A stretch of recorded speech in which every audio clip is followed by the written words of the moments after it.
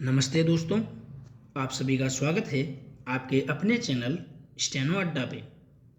ये डिक्टेशन 100 शब्द प्रति मिनट से बोली जाएगी। पहले 1 मिनट का ट्रायल होगा, उसके पश्चात मेन डिक्टेशन शुरू हो जाएगी।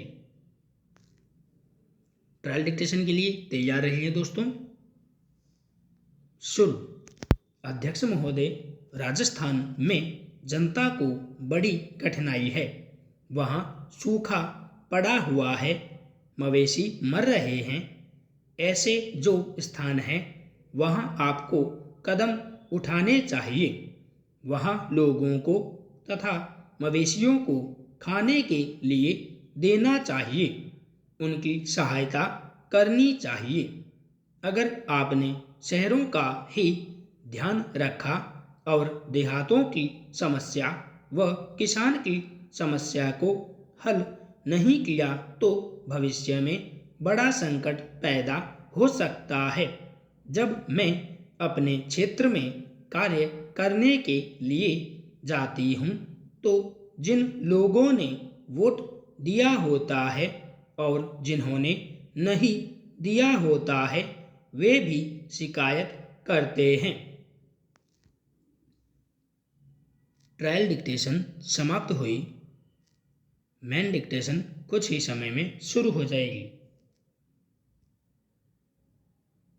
इसकी पीडीएफ के लिए डिस्क्रिप्शन में दिए टेलीग्राम लिंक पे जाइए, वहाँ आपको इसकी पीडीएफ मिल जाएगी।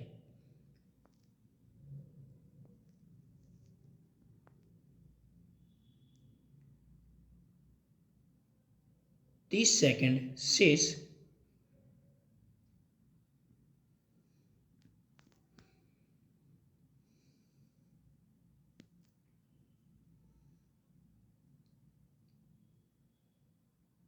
पंद्रह सेकंड शेष।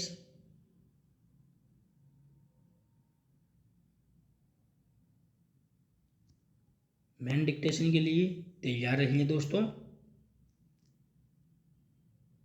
शुरू। महोदय, पंजाब के संबंध में मुझे यह कहना है कि अभी कुछ दिन पूर्व वहाँ पर भाषा का प्रश्न उत्पन्न हुआ।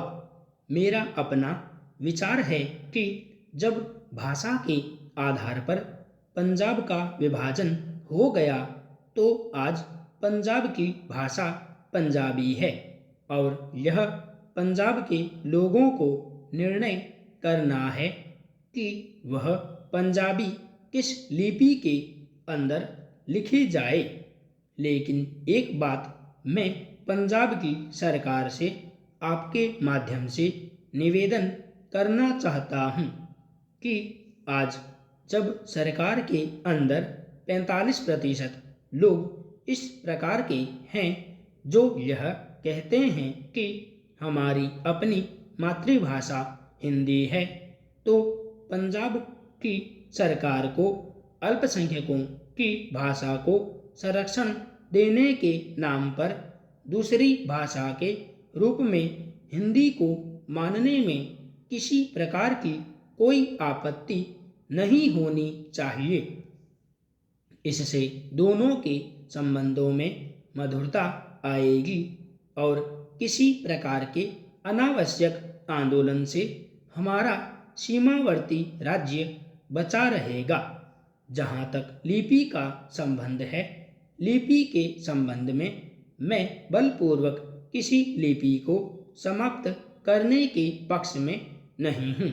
मेरा विचार रहा है कि देश में अपनी लिपियों को सुरक्षित रखते हुए अगर प्रादेशिक भाषाएं किसी एक सामान्य लिपि को वैकल्पिक लिपि के रूप में स्वीकार कर लें तो देश की अनेक भाषाओं को निकट आने में बहुत बड़ी सहायता मिल सकेगी।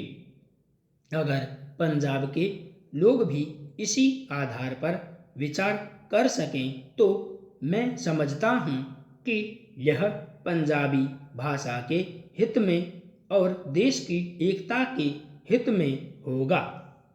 अंतिम बात जिसको कहकर मैं अपना भाषण समाप्त करना चाहता हूँ, वह है प्रश्न जो आज पंजाब और हरियाणा में तनाव का कारण बना हुआ है, और वह है चंडीगढ़ का प्रश्न।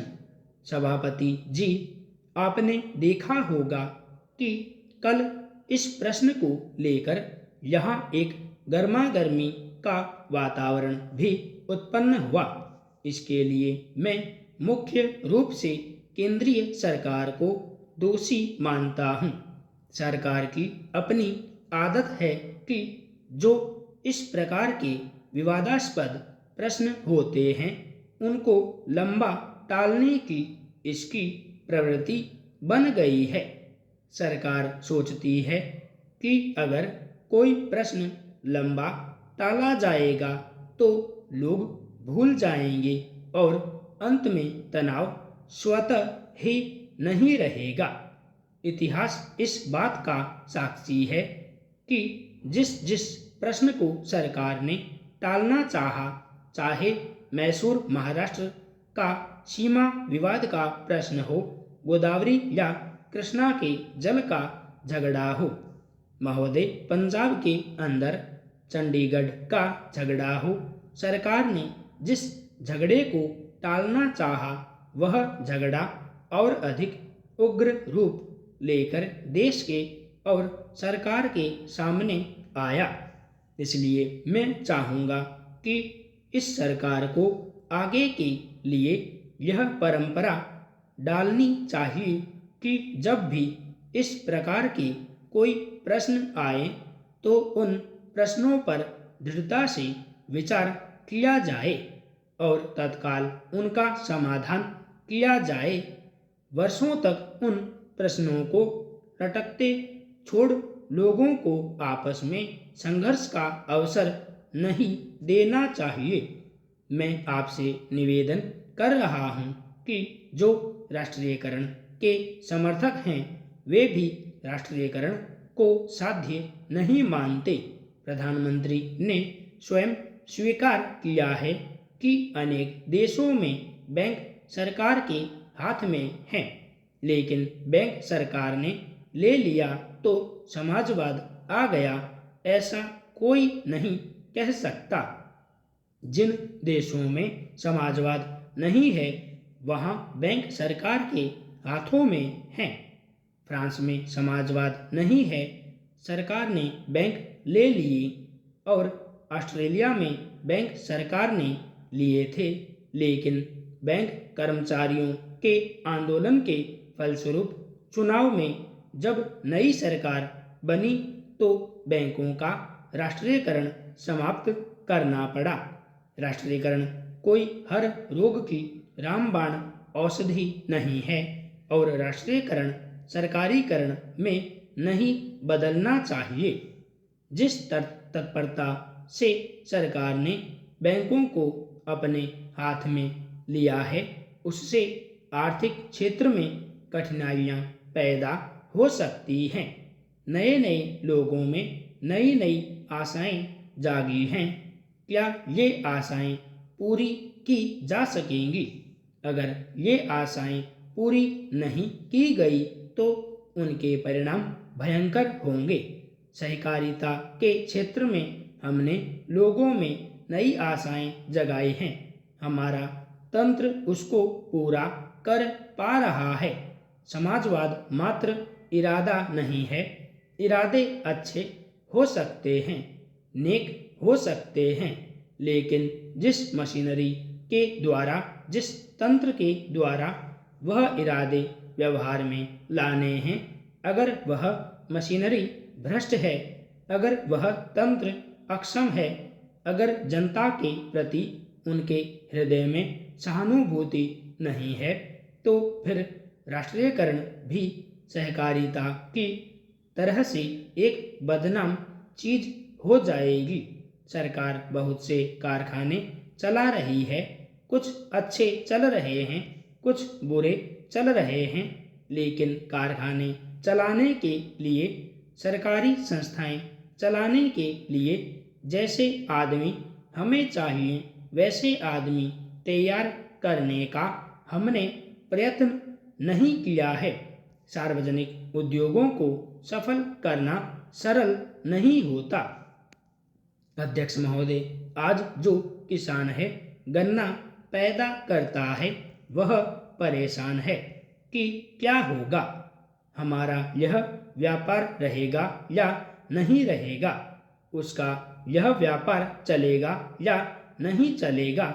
एक तरफ तो यह कहा जाता है कि किसानों को गन्ने की ज़्यादा कीमत मिले, हम किसानों की सहायता करना चाहते हैं और किसानों से हम यह आशा करते हैं कि वे अधिक पैदा करें, लेकिन दूसरी तरफ किसानों को जो मिलने वाली चीज़ें हैं उन पर नए कर लगाए जाते हैं। केवल केंद्र सरकार ही नहीं बल्कि राज्य सरकारें भी कर लगाती रहती हैं। अधिक उपज के लिए किसानों को कुछ चीज़ों की आवश्यकता है जिनकी पूर्ति करना बहुत आवश्यक है। उनको ऐसे साधन चाहिए जिनको वे खेती में उपयोग कर सकें।